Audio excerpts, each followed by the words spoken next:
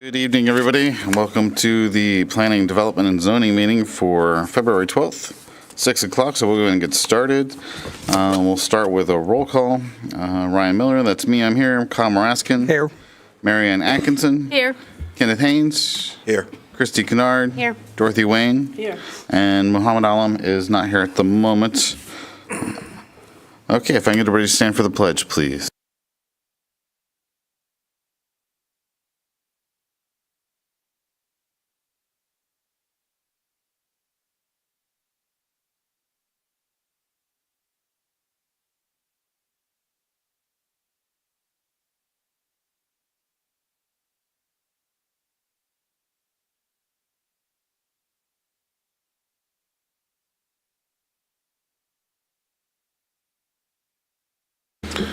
Thank you, everyone. Okay. So we'll start with public comments. I have one public comment card here from Robert Exley from ACC. I'm assuming you probably want to speak during the public hearing for that. So if that's the case, we'll hold off for just 1 minute then. We'll open the comments for that, and then words are failing me tonight, sorry. So we'll start with our public hearing for tonight, which is to hear input from the public on an ordinance by the City of Manvel, Texas, amending the zoning ordinance of the city by amending the zoning classification of 11.665 acres located at 11800 Magnolia Parkway, Manvel, Texas, from light commercial district to light commercial district with specific use permit, providing for the granting of a specific use permit with conditions to authorize the use of property for 611210 junior colleges, providing for the amendment of the city's official zoning map, providing for severability, and providing a penalty in an amount not to exceed $2,000 for each day of violation of any provision hereof. Whew, that's fun. Okay. And Mr. Exley, or Dr. Exley, I believe, if you'd like to open with anything, please feel free.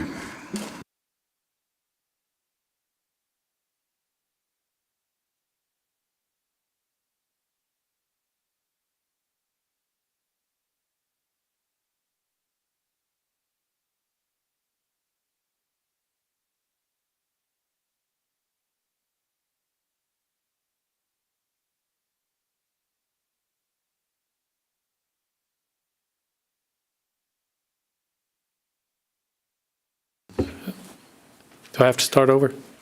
Okay. We've had the opportunity to serve thousands of students.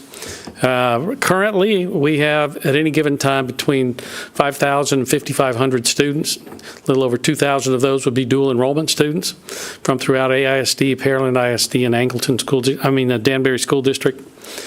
We have 340 full-time positions and nearly 500 part-time positions. The college has an annual operating budget of just under $46 million, and we invest significantly, as much as we possibly can, in the local community. If you think of the dollars that turn over from what we do, that come in from three sources. One would be state appropriations. Second is what our students pay in tuition and fees. The largest part, obviously, is the tax base, the local tax base. I do want to say that it's our intent and our goal to always keep affordable education and access for students. That's what makes community colleges so very, very special. The idea that over the years, my life has changed the way it's had. First generation student in college, worked at Roman Haas, Texas on the ship channel for about 5 years after graduating high school before I went to San Jacinto College and was blessed there. And now have just the joy of giving back and seeing that door stays open. And not only is the door open, that our arms are open to welcome anyone and everyone who wants to have a life-changing experience, fix the trajectory of their life much higher than they ever thought before.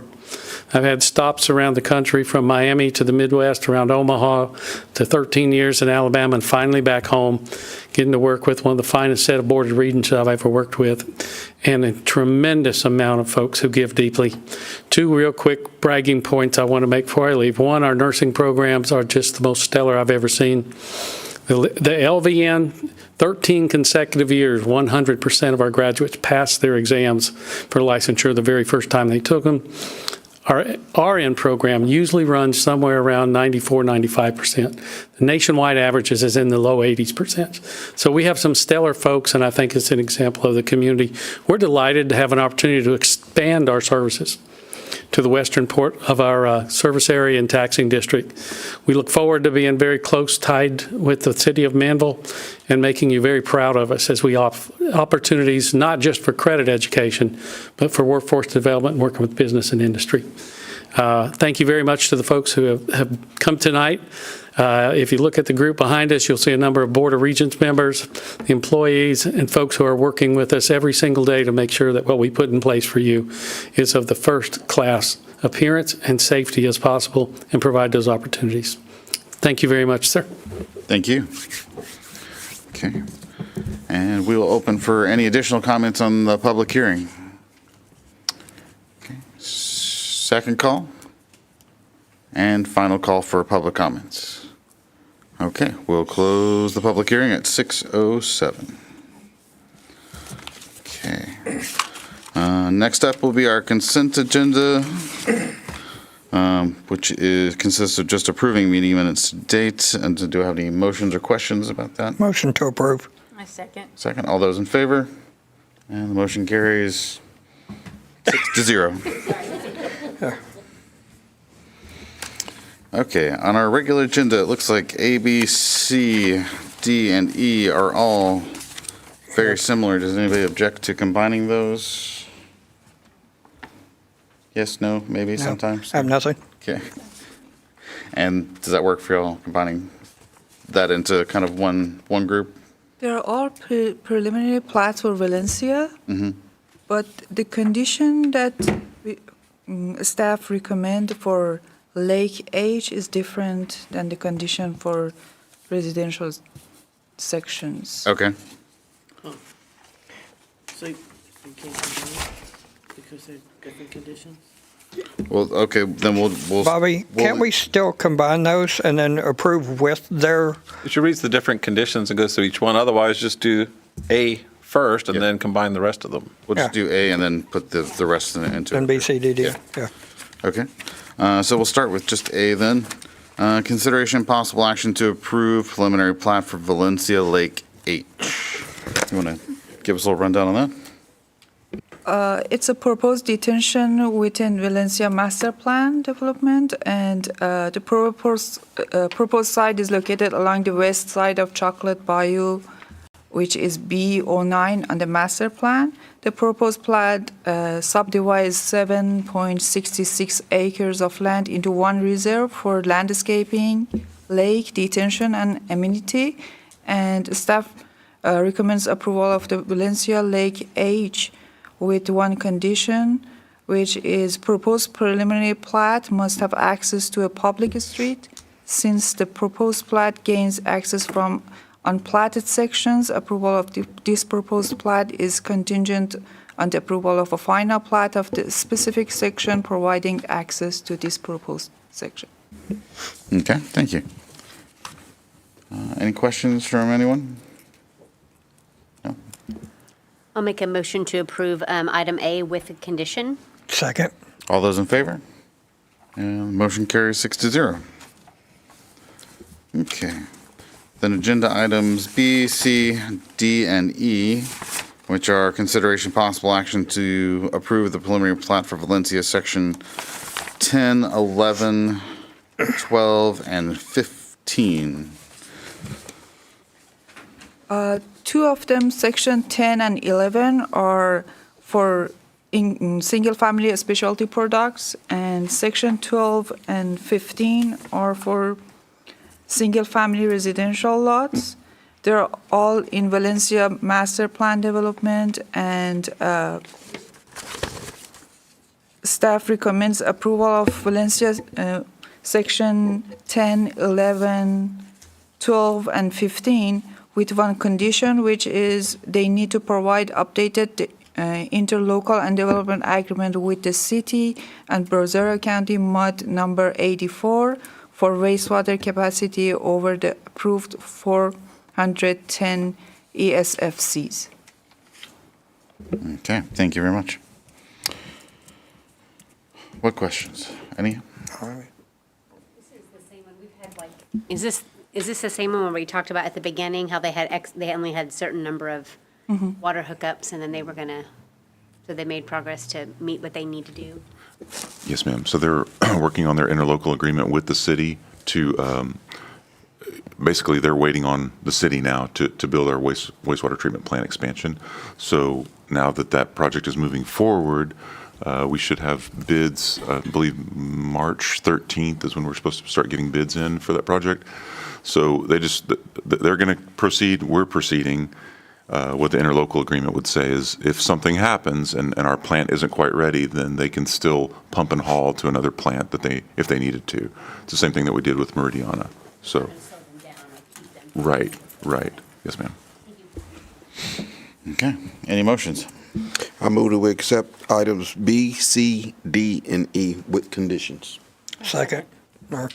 And all those in favor? Motion carries 6-0. Okay. Both of them. Take your Yeah. shoes on that. Yeah, we'll be abstaining due to conflict of interest. So y'all have So fun with this one. Kyle's going to step away for this one. Okay, agenda item F is the action item for our public hearing tonight, which is consideration and possible action to approve and forward recommendation to the City Council ordinance 2024-0-08. Good evening, Yes, sir. Planning and Development and Zoning Commission. Evan Duvall, interim zoning administrator, will be filling in until you guys hire somebody else to take the position full-time. Should have drank some water before I started this. But why we're here is basically, in light commercial, a specific use permit's required for a junior college. And the Alvin Community College came over here and is requesting to locate an 11800 Magnolia Parkway. And it's on a site that's 11.665 acres. In terms of the surrounding area, in terms of zoning, north, this is on the south side of Magnolia Parkway. To the north is the City of Pearland, and to the east is light commercial. It's a vacant building of some sort that's still going through some things. And to the west is a zoned open single family, and to the south is the ETJ for South Fork. In terms of what's adjacent, there's a large acreage home to the west. I mentioned the vacant building to the east, and to the south, it's South Fork. And again, single family to the north that is in the City of Pearland. So essentially why we're here is the zoning ordinance has requirements for specific uses that require a little bit more of a look to see if it will affect the area in a negative way. So essentially, it's an opportunity for the city to do adequate precautions to ensure compatibility with the surrounding sites. In this case, Alvin Community College is going to locate on the second floor of an existing just over 60,000 square foot building and take roughly 15,000 square feet and have about 80 students maximum attendance during their school. In terms of the traffic and parking, they have plenty of parking. They have shared parking between all the uses there. Currently, there's an existing church, daycare facility, and a combination of offices and personal service on the first floor. And then upstairs, if this gets approved, they'll be able to submit and get building permits approved for the interior improvements for the college.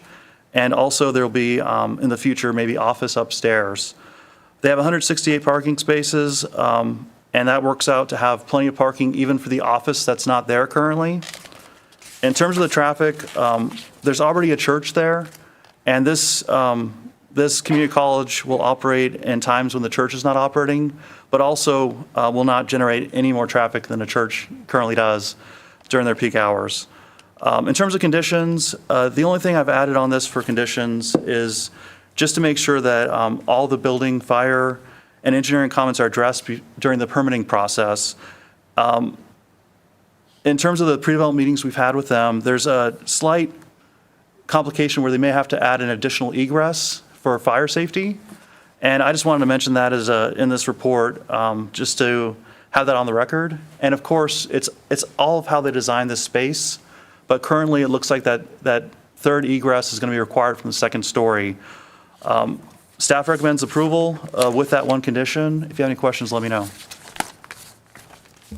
Okay, I did have one question. I know this building's had a long history, and if I remember correctly, this one was built as a residential structure originally, not a commercial structure, or was this the commercial one, not the residential one? This was the commercial one. Okay. And then it went through a long time to get their certificate of occupancy for the first floor. They had a prior specific use permit for the church, and essentially they meet all the requirements now for those uses. So it had a long history, but now we're moving forward, and this is just another application for filling the space. And again, the zoning ordinance requires this approval. And this is the one that collapsed originally in the back? There was some complications in the rear. Those have all been worked out. So Okay. And it was rebuilt with wood framing or steel studs or I don't recall. Steel? Yeah. steel building? Okay. The one next to it is the one that they're turning into a shopping center, Okay. right? That came across our committee a few weeks ago. They're tearing it down and they're going to put some, just like Okay. some That was shopping yeah. center. Okay. Okay. Anybody else have any questions? So you said the traffic was gonna be, the same as the traffic for a church, Not the same. It'll be less impactful, similar. similar. So is that, when you say it's similar to that of a school, isn't the school gonna be 5 days a week and a church is maybe 2, 3? Yeah, so the way that shared parking works generally is that the church operates nights, sometimes during the week, as well as on the weekends is our prime peak time. And this school will operate off those times so that it won't be in conflict. So it's a way of having a site where you have parking spaces, but let's say you parked out everything individually, you would need a large parking lot that would never be filled up. So it's just a way of kind of making the appropriate density on a piece of land so that you're not over parking it. So I guess that's my question, but it's only gonna be evening classes or, I think Alvin could probably speak to the, well, if you've already come up with the idea that it's, whatever it is okay with you, that's why I was asking you. I'm It's- pretty sure they know what they're doing. I'm just saying, if it's the same as a church, and the church is evenings and weekends. so it's not the same as a church, but in terms of the intensity of like cars coming, the church is going to be way more during their peak hours than the school will be. This will be a less intense traffic use than the church. These are not going to operate at the same time. Gotcha. So they'll be off-peak, the school will be on-peak, and then the church will be off-peak, and then it'll just work in kind of tandem. You're So, saying overall it'll be the same. And the daycare is the entire bottom floor? no, daycare is a portion of the bottom floor, and then there's offices and like personal service on the first floor as well. So between that and the ACC? And I have a parking analysis in the report as well. So in terms of students, I know you mentioned 80 students. Is there any possibility of increasing in the future? What does the future look like for this? I think Alvin could probably, I can address that. can you go to the mic? Just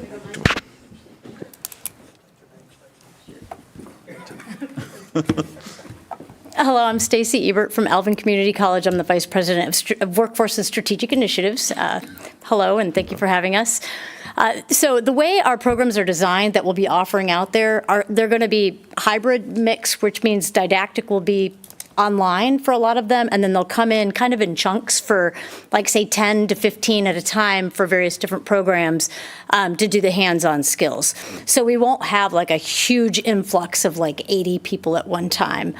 And so the enrollment on campus, when we say 80 maximum, that's a lot of students at one time. So if you look at the way our labs are spaced out in the classroom space, each lab will probably have about 10 to 15 per lab for that block of time, and then they'll leave, and then we may have another one the next day, or maybe spread out so that they're not all at one time. So like I said, the way that the classes are and our instructor to student ratio, it's not going to, I don't foresee it being that many at one time because of the online component as well. Okay, all right. Is that? Yep, that answers my question. Okay. Thank you so much. Sure. Looks like it's just like 7 classrooms.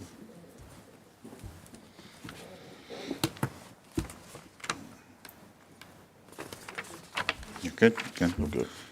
Okay, so I'm just looking at his parking study here that he was referencing. So it looks like for peak use hours, there's 168 spaces total, which is divided out as 17 total for daycare, 56 total for office and retail on the first floor, 55 for office, which is currently vacant on the second floor, and then 40 for the community college, which is at 1 per 2 students. So 168 total spaces. And then 155 for the church in off-peak hours. I mean, I don't fathom the kids are coming to school on twos, probably. Yeah. You know. But I guess if they're staggered in timing, then that would account for it. I guess we're about to see it. So any additional questions then? No? Good. Okay, good. And any motions then? I move that we accept item F with conditions. And, second, all those in favor? Motion carries 5-0. Very good. And then I'm going to back up for 1 second here for item I forgot. If you're here for, to meet your meeting attendance requirement for planning and development and zoning application, if I could just get you to come up to the mic and state your name real quick so we can have it on record.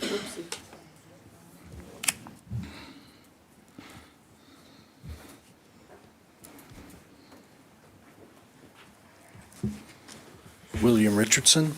Thank you, sir.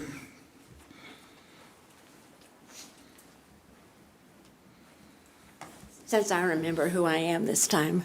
Dolores Martin, I live at 5430 Patterson Road. I've lived there for 40 years. Thank you, ma'am.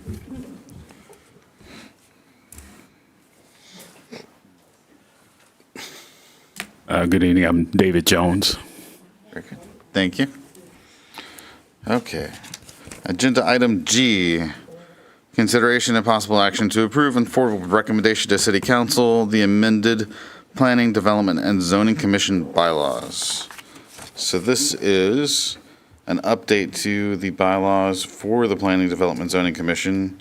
This is part of the mayor's initiative to kind of update and modernize and standardize all of our bylaws and rules.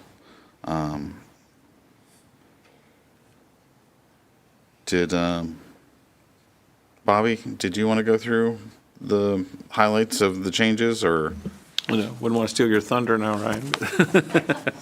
I think you remember last time we were here, we needed to make an update because they still referred to the regular meeting dates as being the first and third Monday, which was, we switched with council.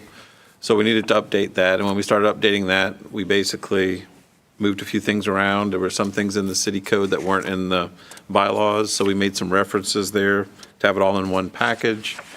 We even had simple things like our order of business as stated in the bylaws was different, so we updated that thanks to Tammy.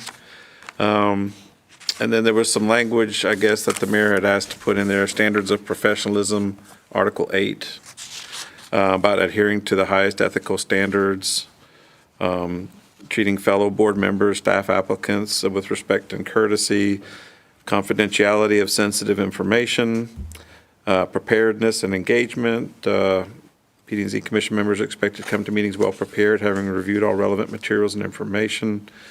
Professional development, encouraged commission members to pursue, I guess, seminars and ways to increase your professional development opportunities. Also will comply with all laws and shall actively engage with the community to understand the concerns and perspective of residents and stakeholders.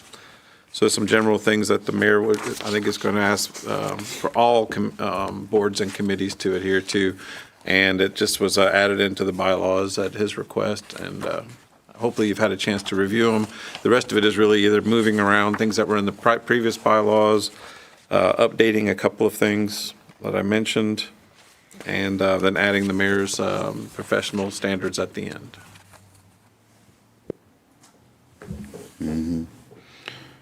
Yeah, I think everything else was just updating it to match what we actually do now versus what was in there.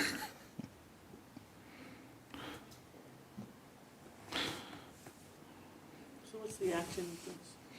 Would be to accept it and to recommend to City Council to accept it as well, or if we have changes, we can suggest changes. And of course, we can discuss anything that we think needs further discussion too. Anything part of it come up as wanting clarification, questions, anything like that? No? Are we ready to recommend it to City Council to adopt it? I can make a motion that we would approve and forward with recommendation to City Council, item G. A second. And all those in favor? Motion passes 6-0. Okay. Agenda item H, consideration of possible action to direct staff to provide applicants written statements of the conditions for any conditional approvals and the reasons for disapprovals of any plans or plats that were not approved per Texas Local Government Code 212.0091. Motions. Motion to approve. Second. Second. All those in favor? And that passes 6-0. Consideration and possible action to approve excused committee member absences. I'll make a motion to approve then. Second. Second. All those in favor? And it passes 6-0 as well. And if I can get one more motion. Move to adjourn. And a second, please. And a second, please. And all those in favor? Always passes. Thank you very much. Y'all have a great evening.